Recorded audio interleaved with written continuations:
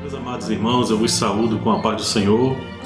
Estamos alegres pela participação de todos no grupo. Agradecemos a Deus pelas vossas vidas e os irmãos estão estudando a lição da escola dominical, a revista.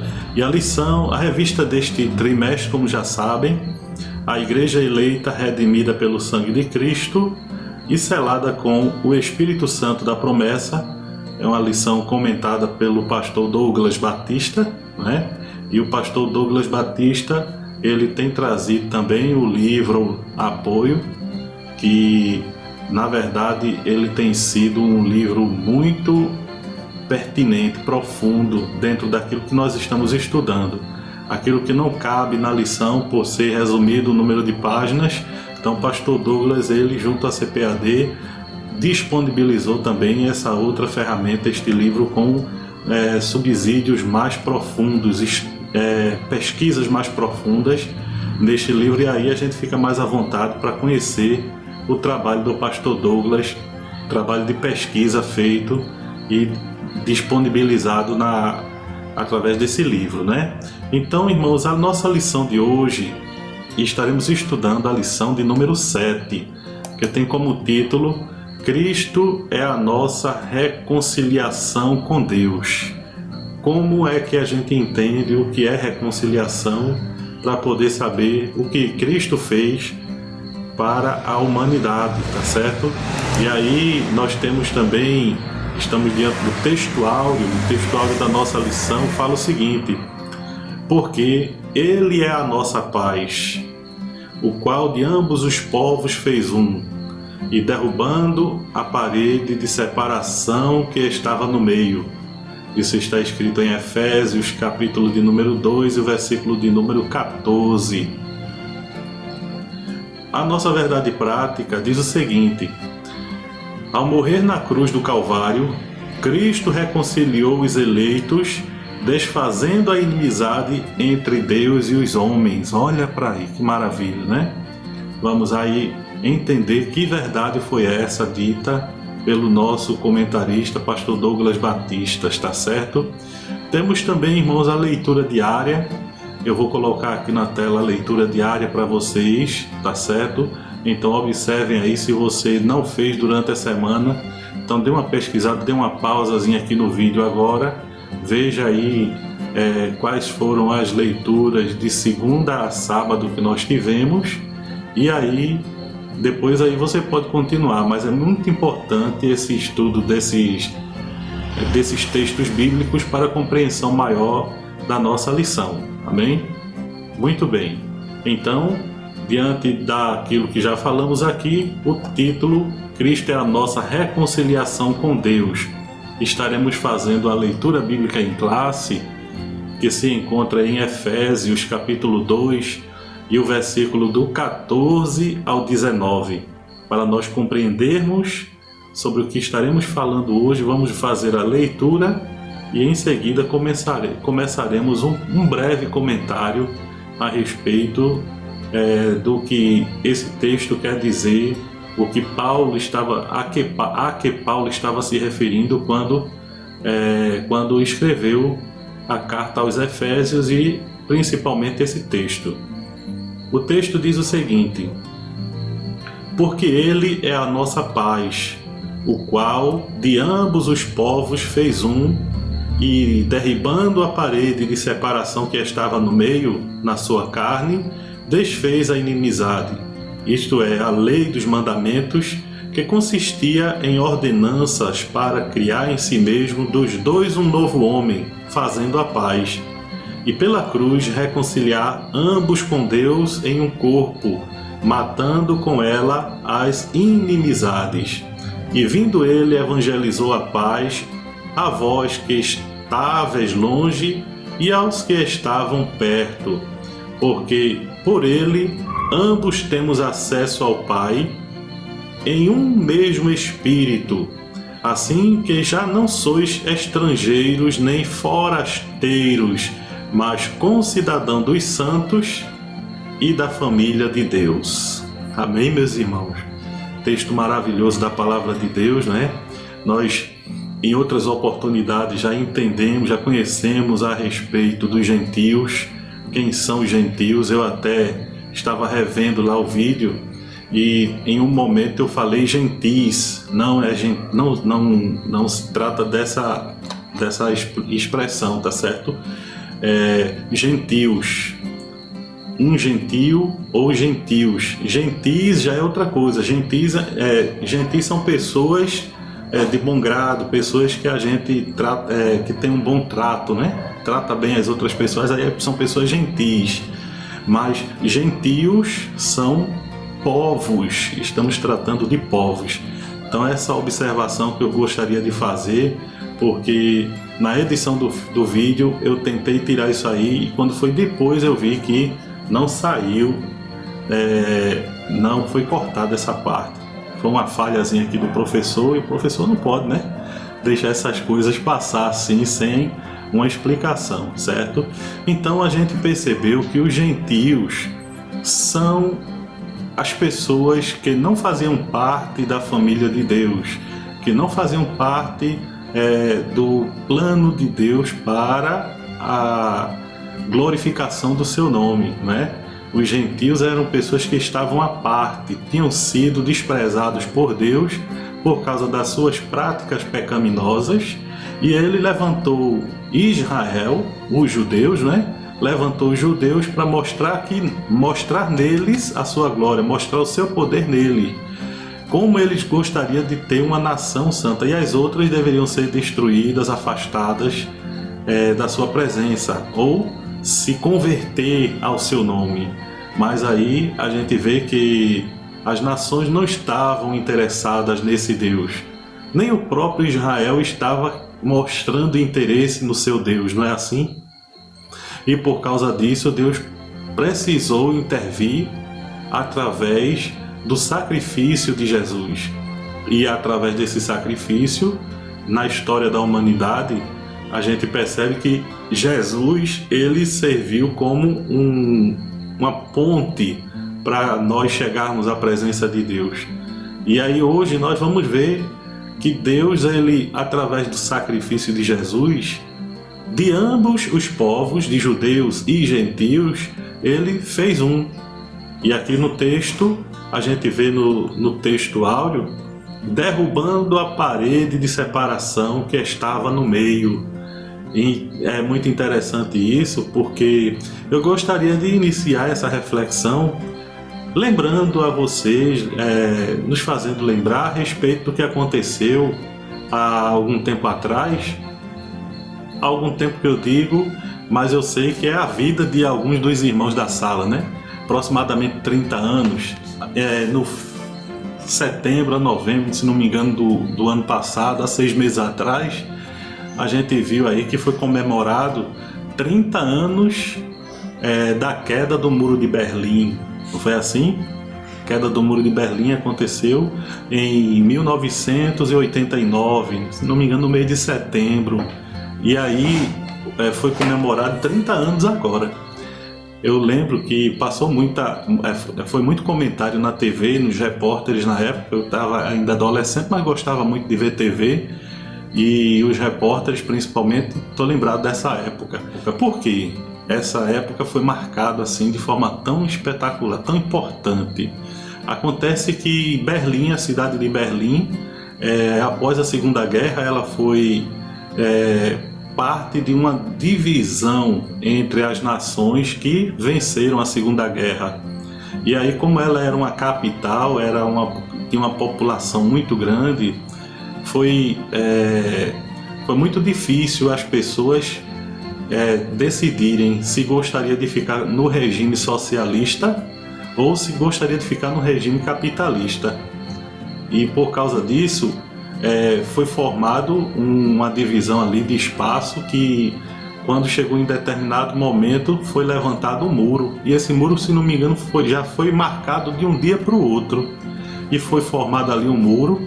Esse muro dividiu uma cidade, famílias inteiras ficaram divididas de um lado e do outro.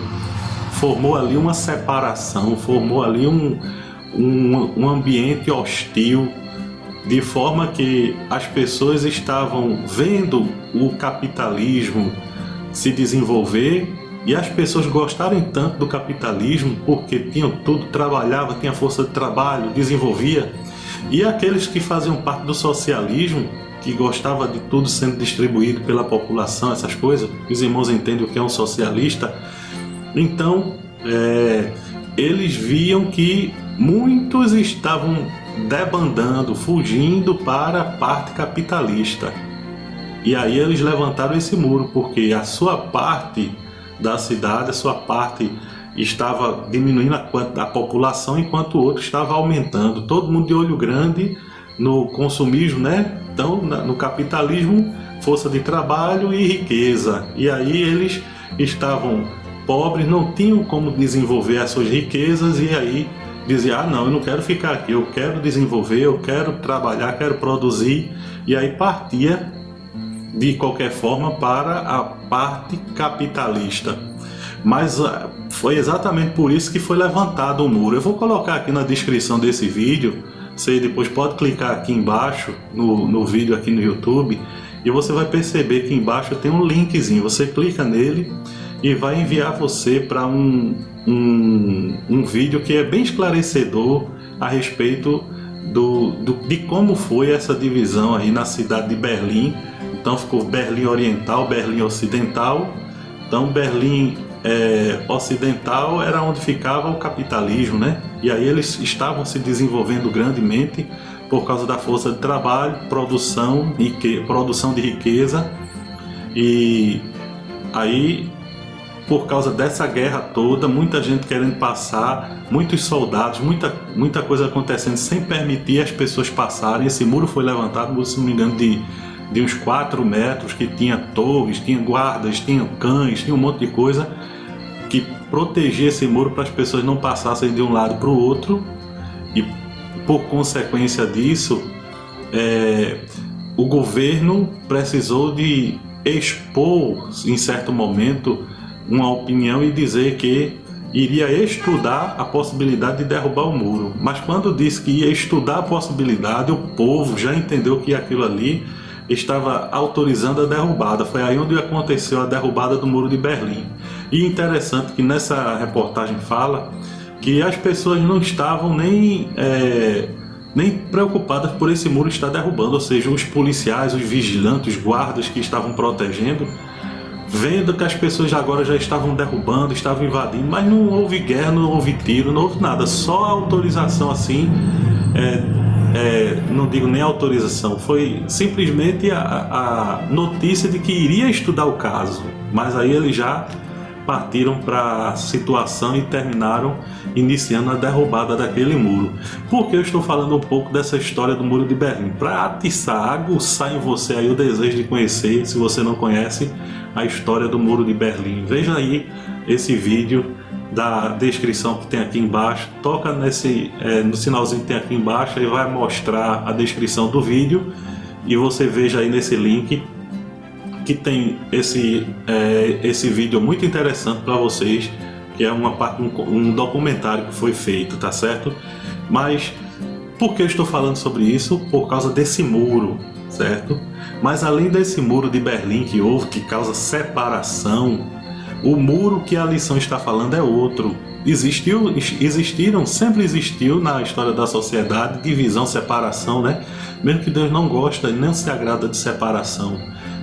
O pecado ele ama, mas o pecado ele abomina. Então Deus aborrece o pecado tem que ficar distante de Deus, não é assim? Então, na construção do templo de Jerusalém, a gente vê que no tempo de Jesus existia ali o templo, ao redor dele estavam os muros do templo ao redor, tinha o muro em si, as colunas, certo? Eu vou mostrar aqui a vocês aqui um vídeo, uma imagem com o templo, observem aqui. Então ao redor tinha esse muro muito alto, muito alto, com colunas por dentro. Então veja aí, só que bem pequenininho ali, você percebe que no pátio existe também uma separação. Dentro dessas muralhas do templo era chamado o Muro dos Gentios.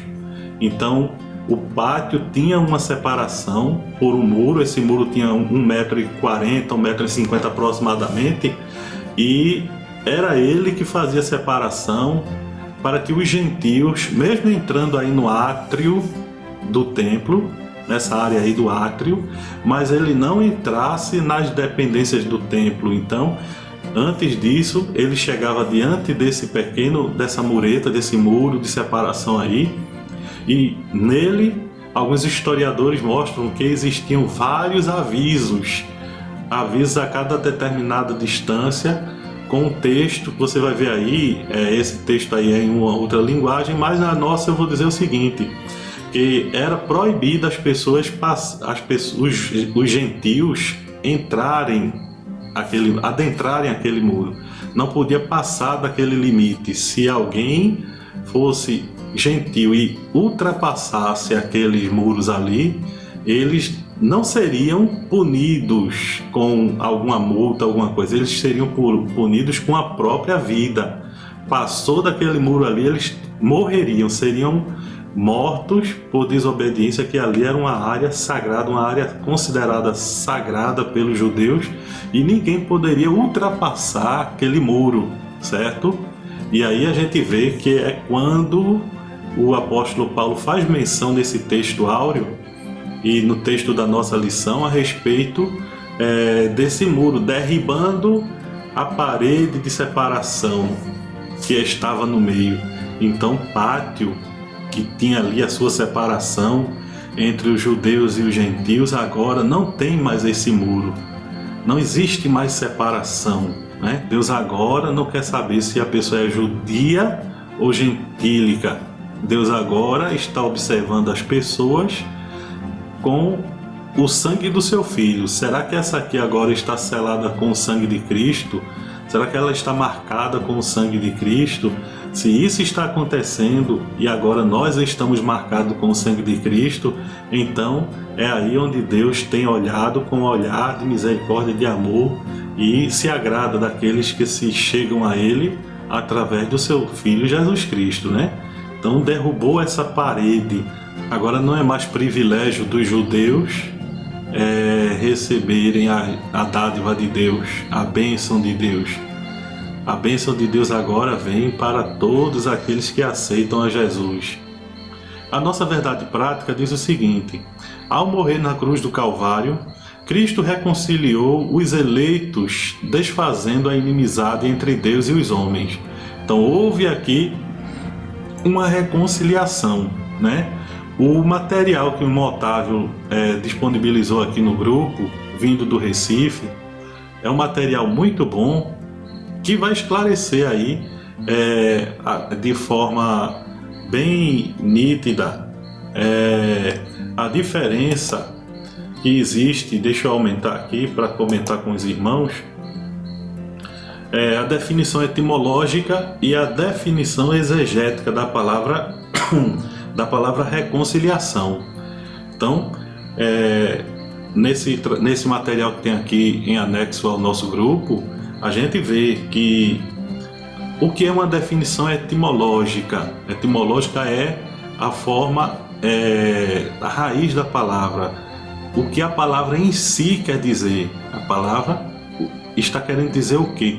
Qual é o significado original da palavra? Aí diz aí, é o sentido etimológico.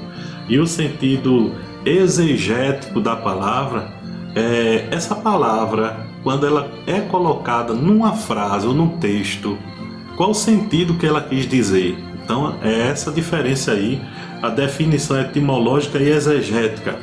E resumindo essa explicação da palavra reconciliação, a gente vê aqui um esclarecimento de Stanley Orton, do livro de Stanley Orton, que diz o seguinte: no Novo Testamento, o assunto em pauta é primeiramente o relacionamento entre Deus e a humanidade. Aí agora veja, a obra reconciliadora de Cristo restaura-nos a favor de Deus, porque foi tirada a diferença entre os livros contábeis. Como é feita a diferença entre os livros contábeis? Quem trabalha com contabilidade ou quem faz as contas em casa já sabe que você tem que fazer a lista e a soma de todas as suas despesas e fazer a soma de quanto você tem a receber, né? Quanto você tem para ganhar, ou o seu dinheiro, quanto você tem em caixa e quanto você tem que pagar, né? Assim, então ali é feita uma divisão e, aliás, uma soma. Somou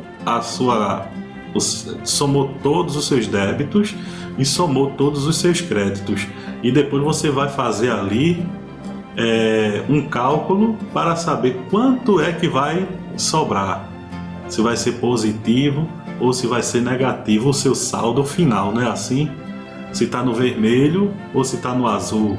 Então esse é o cálculo que ele fala aqui, que foi feita a diferença dos cálculos contábeis, contabilidade, certo? E quando é feita essa diferença, quando é feita essa soma e esse cálculo, aí irmãos, nós estávamos devendo muito, não é verdade? Diante de Deus, a nossa dívida era muito grande e a gente não podia pagar. Não tinha como pagar, a nossa dívida era muito grande. E aí, quando a gente não consegue pagar alguém, a gente sabe que existe o quê? Existe aí um atrito.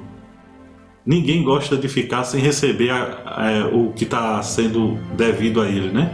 Se eu devo a alguém, eu preciso pagar, né? Principalmente nós crentes, se devemos a alguém, nós devemos quitar com o nosso compromisso, com nossas responsabilidades, né? Porque foi isso que Jesus nos ensinou. Nós já estávamos devendo demais e aí ele veio e pagou a nossa dívida. Pagou a nossa dívida, isso é muito interessante. E ao morrer na cruz do Calvário, Cristo reconciliou os eleitos, desfazendo a inimizade entre Deus e os homens. É a nossa verdade prática. Aconteceu essa reconciliação. Estávamos conciliados, pecamos, então ficamos fazendo parte da ira de Deus com a humanidade, mas agora fomos reconciliados com Deus através, como diz aqui, através da morte de Jesus no Calvário. Amém? E aí, no caso, é muito importante nós entendermos isso, certo? O nosso primeiro ponto da lição diz o seguinte: Cristo desfez a inimizade entre os homens. Cristo desfez a inimizade entre os homens. E aí o exclusivismo religioso criou inimizade entre judeus e gentios, né? Porque eles diziam: não, eu sou o povo escolhido, eu sou o perfeito, Deus nos chamou e nos preparou e nos separou. E aí eles se colocavam acima de todas as nações e isso era orgulho para eles, né? E quem é que gosta disso, né, irmão? Às vezes até quando a gente está saindo aí e falando com alguém não evangélico, quando nós dizemos assim: aceite Jesus que Ele quer que você seja seu filho, que você vai se tornar o filho de Deus. Aí começa a briga: oxe, eu não sou filho de Deus não, é? Eu não sou filho de Deus não, só quem é filho de Deus é os crentes, mas porque eles não entendem, né? E aí você perceba, ninguém quer ficar fora, né, dos planos de Deus, todo mundo quer ser filho de Deus. Agora vejam bem, como filho de Deus, como filhos de Deus, eles tinham responsabilidades, eles tinham as leis a serem obedecidas. A lei que Moisés deixou, ela pode ser considerada dividida em 3 esferas. A esfera civil, que era aquela lei que todo cidadão judeu precisava cumprir como cidadão, né? Existia a lei moral, que mesmo tendo a sua responsabilidade como civil, mas moralmente, como eu devo me comportar moralmente, eticamente, né? Então a lei moral exigia deles também. E existia também a lei cerimonial, certo?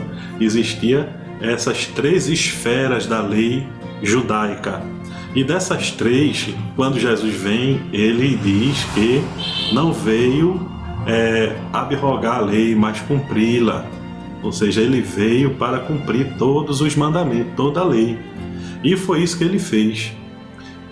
Fez com o objetivo de excluir, mas não, como é isso? Primeiro ele diz que não veio aniquilar a lei, mas cumpri-la. E agora a gente chega dizendo que Jesus excluiu a lei. Na verdade, ele excluiu a parte cerimonial da lei. Fique isso bem claro. E aí, dos 10 mandamentos, aí algumas pessoas não entendem, é esse ponto que é muito interessante. Algumas pessoas formaram até uma denominação, um ponto de vista que a gente considera heresia, né?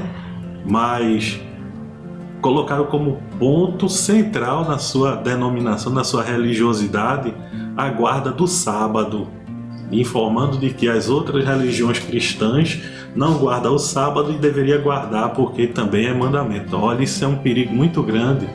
Eu, de certa forma, já entendia alguma coisa a respeito, mas precisava de mais consistência.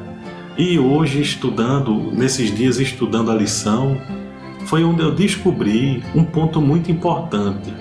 A guarda do sábado é considerada lei cerimonial, não pode entrar na lei moral e não pode entrar na lei civil. Ela entra na lei cerimonial.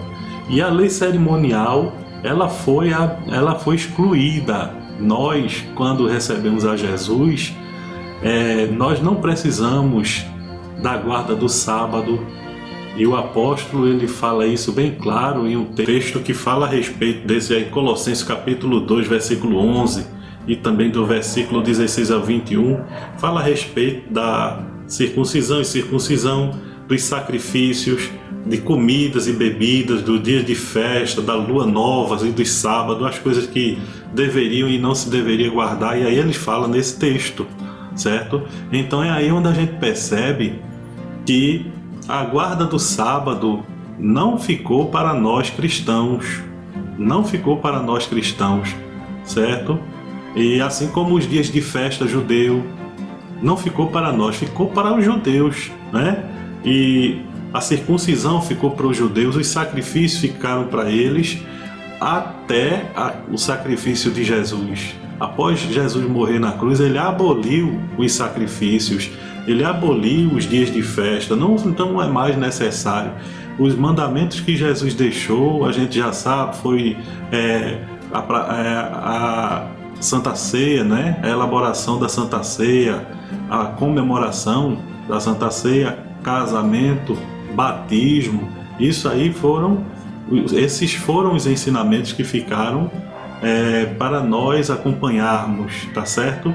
Temos que tomar muito cuidado com isso, irmãos.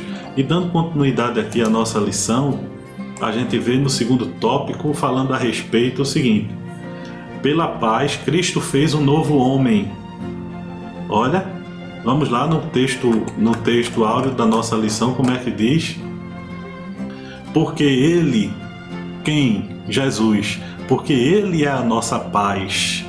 E hoje, em meio a tanta turbulência, tantas pessoas aí brigando, tantas guerras que acontecem, agora a gente vê aqui o príncipe da paz entrar em ação quando lemos o seguinte: pela paz, segundo o tópico, Cristo fez um novo homem. Pela paz, Cristo fez um novo homem. Então ele agora, de ambos os povos, quando derrubou aquela parede de separação que estava ali entre os homens, ele agora trouxe paz à humanidade. Irmãos, isso é muito importante, certo? Porque nós estávamos antes diante de uma sociedade dividida entre judeus e gentios.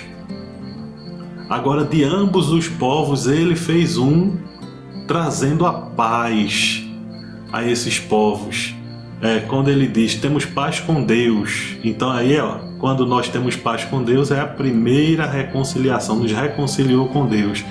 E nos reconciliando com Deus agora, traz paz entre nós, ou seja, de ambos os povos fez um, certo? O segundo tópico fala a respeito da paz de Cristo, mostrando de que ele trouxe paz em dois âmbitos, paz de forma horizontal e paz de forma vertical. Vertical porque é do homem para com Deus, e de forma horizontal porque é do homem para com o homem, dos homens, né? A bondade de Deus alcançou todos os homens. E o terceiro tópico da nossa lição diz o seguinte: pela cruz, reconciliados com Deus num corpo. Olha, irmãos, Cristo se fez maldição por nós. Ele entregou o seu corpo e todos nós éramos malditos diante de Deus. Nenhum de nós tínhamos condições de subir aquela cruz e dizer: Pai, nas tuas mãos entrego o meu espírito. Nenhum de nós tinha essa possibilidade. Mas Jesus, ele conseguiu fazer isso. Por quê? Porque ele não tinha pecado, né? Ele não tinha pecado. Ele obedeceu à lei dos homens, à lei de Deus, e entregou-se de forma pura para que, através do seu sacrifício, representasse cada um de nós. Então, como eu não conseguiria chegar numa cruz e me apresentar, Jesus tomou meu lugar. E aí, fazendo a reconciliação, Jesus tomou o meu lugar na cruz, e aí houve a reconciliação exatamente por isso, porque Jesus, ele tomou o nosso lugar. O título da nossa lição é bem claro quando diz: Cristo é a nossa reconciliação com Deus, porque o corpo dele foi entregue para pagar uma culpa, para pagar uma conta que era minha e era sua. Amém? Nós éramos devedores, nós é quem deveríamos estar entregando ali naquela cruz o nosso corpo, e não merecíamos misericórdia, certo? Deveríamos ser mortos sem misericórdia. Por quê? Porque o nosso sacrifício seria morte e sem retorno algum. Mas Jesus morreu na cruz no nosso lugar, e agora ele nos concede a oportunidade de sermos limpos. A cédula que era suja, que era contra nós, nosso débito para com Deus, a nossa dívida para com Deus, foi paga através do sacrifício de Jesus.